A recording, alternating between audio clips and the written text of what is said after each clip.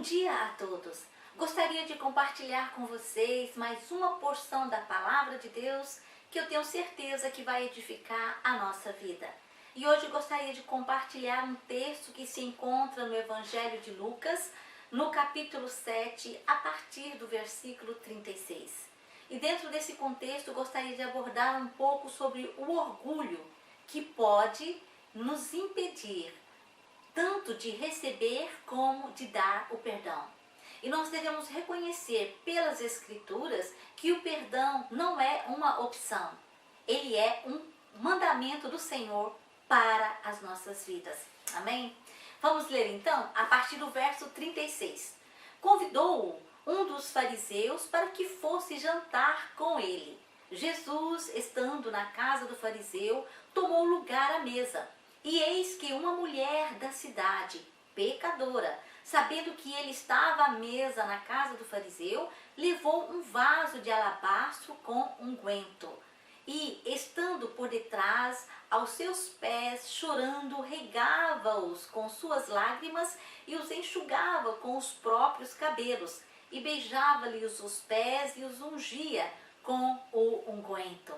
Que cena maravilhosa, que cena bonita! Uma cena de uma pecadora, de uma mulher pecadora, que tinha consciência dos seus pecados, que tinha consciência de que tudo que ela fazia não glorificava a Deus. Ela praticava obras mortas que não glorificavam a Deus, consciente disso. E sabendo que Jesus estava ali na cidade, na casa daquele fariseu, ela veio então, sem ser convidada, se prostrar aos pés de Jesus. Ela lavou os pés de Jesus com as suas lágrimas, enxugou-os com os seus cabelos. Ela ungiu os pés de Jesus com o unguento que ela trouxe, que ela havia trazido, e ela beijava os pés de Jesus. E o mais impressionante é que, além de fazer tudo isso, ela se derramava aos pés de Jesus, com o coração quebrantado diante daquele, do único que podia transformar a sua vida completamente. E qual foi a atitude do fariseu diante desta cena? Vamos ver?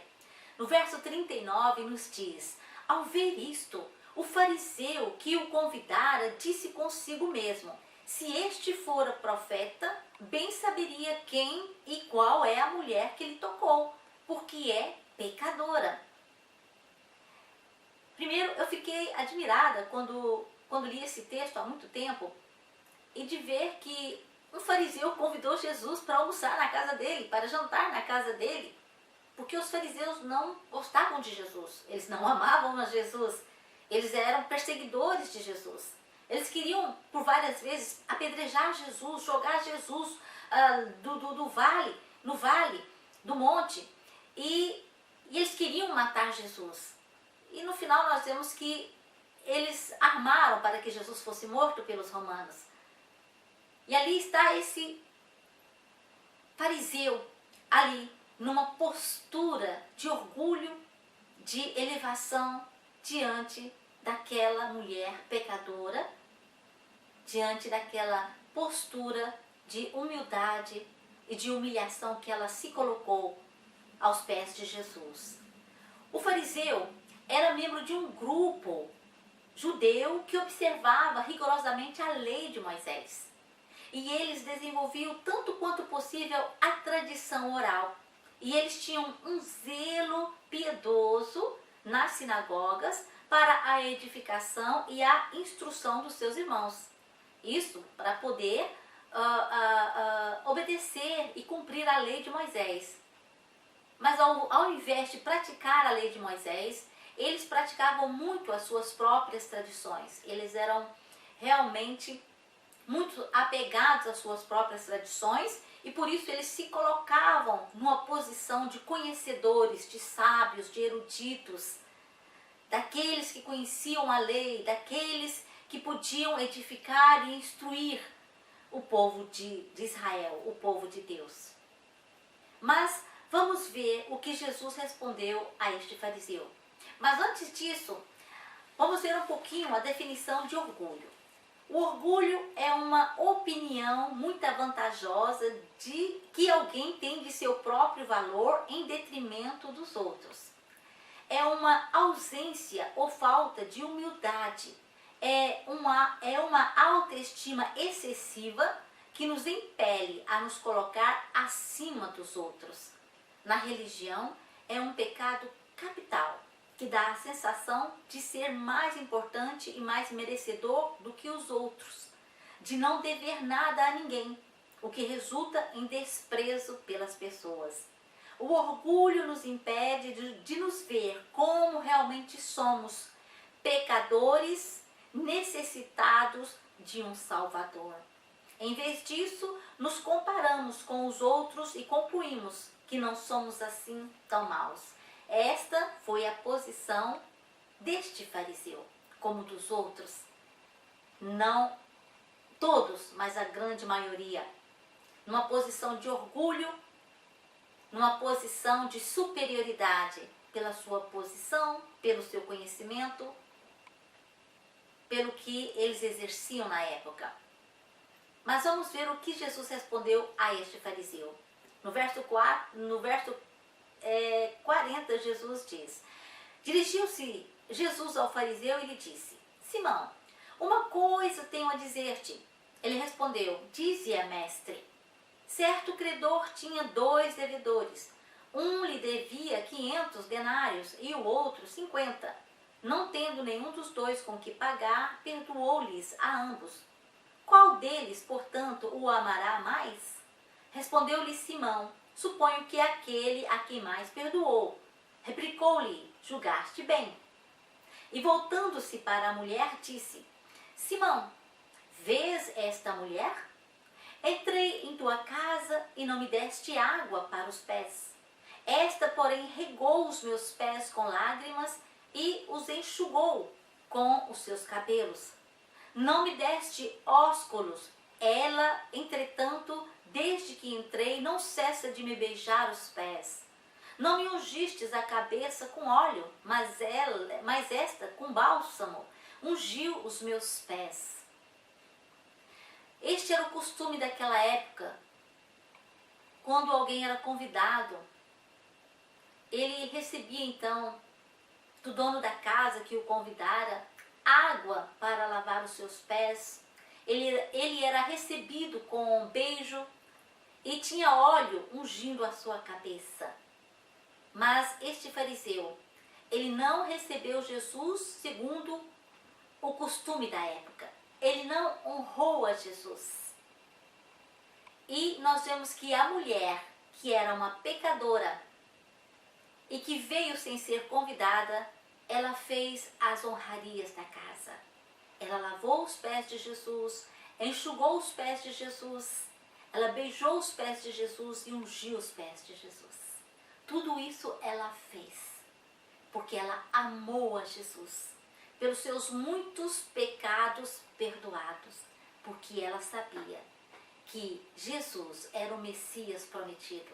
Jesus era aquele que foi enviado para tirar o pecado do mundo. Consciente disso e consciente do seu estado pecaminoso, ela veio se prostrar diante daquele que poderia perdoá-la e transformar completamente a sua vida. E foi isso que aconteceu. Nós podemos ver no verso 47. Por isso te digo, perdoados lhe são os seus muitos pecados, porque ela muito amou, mas aquele a quem pouco se perdoa, pouco ama. Então disse a mulher: perdoados são os teus pecados. Aquela mulher saiu vitoriosa naquela noite, com os seus pecados perdoados, com a sua vida transformada, porque ela se derramou, se quebrantou aos pés do Senhor. E o Salmo 34, versículo 18 nos diz: perto está o Senhor dos que têm o coração quebrantado e salva os de espírito oprimido. Quanto aquela mulher estava oprimida no seu espírito por causa dos seus pecados. Mas a palavra diz em Isaías 1, verso 18: ainda que os vossos pecados sejam como a escarlata, eles se tornarão brancos como a neve. Ainda que sejam vermelhos como o carmesim, se tornarão como a lã. Essa mulher pecadora, que podia ser uma prostituta, uma adúltera, ela reconheceu o seu estado pecaminoso e ela se prostrou aos pés daquele que podia perdoá-la e transformar os seus pecados, torná-los mais brancos do que a neve. E é isso que Jesus faz quando nós nos achegamos a Ele arrependidos, porque Jesus nos perdoa. Não importa quanto nós pecamos no passado, Ele tem o poder de nos perdoar, de nos transformar, de nos purificar, de nos tornar mais alvos do que a neve. Foi por isso mesmo que Ele derramou do seu sangue precioso sobre a cruz do Calvário, para nos perdoar, para nos redimir, para nos reconciliar com Deus, para escrever o nosso nome no livro da vida, para nos transformar em uma nova criatura e para que nós pudéssemos então sermos reconciliados com Deus, ter a paz com Deus e ter o seu Espírito habitando em nós. Esse Espírito que nos dá a adoção de filhos e nós nos tornamos então filhos de Deus. Olha que maravilha! E esse fariseu, por causa da sua postura orgulhosa, de superioridade, por causa da sua posição, do seu conhecimento, perdeu a oportunidade de também, assim como a mulher, de se lançar aos pés de Jesus e de pedir perdão pelos seus pecados. Porque a Bíblia declara que todos pecaram e destituídos estão da glória de Deus.